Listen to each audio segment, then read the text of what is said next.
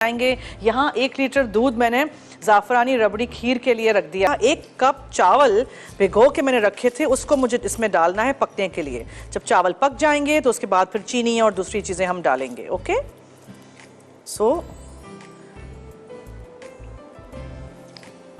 देखें दूध उबाल आ चुका है, 1 लीटर आधा हो गया था। ये आपने चावल डाल दिए, चावल भी हो गए। जब चावल हो जाएं फिर आप चीनी डालेंगे। ठीक है, चीनी को डाल के अच्छी तरह पकाइएगा। चीनी का अपना पानी भी निकलेगा, साइडों से इस तरह इसको अंदर स्क्रैप करते रहिएगा।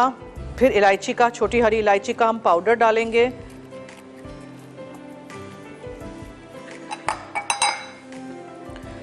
और इसमें ज़ाफ़रान जाएगा, स्ट्रैंड्स ऑफ सैफ़रॉन। ठीक है,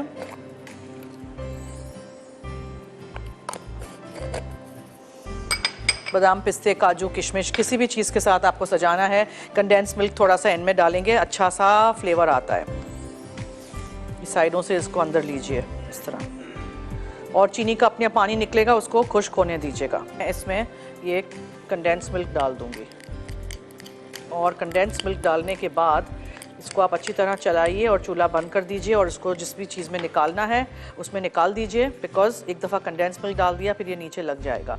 जब ये ठंडा होगा तो ये ऑटोमेटिकली और भी थिकन होगा।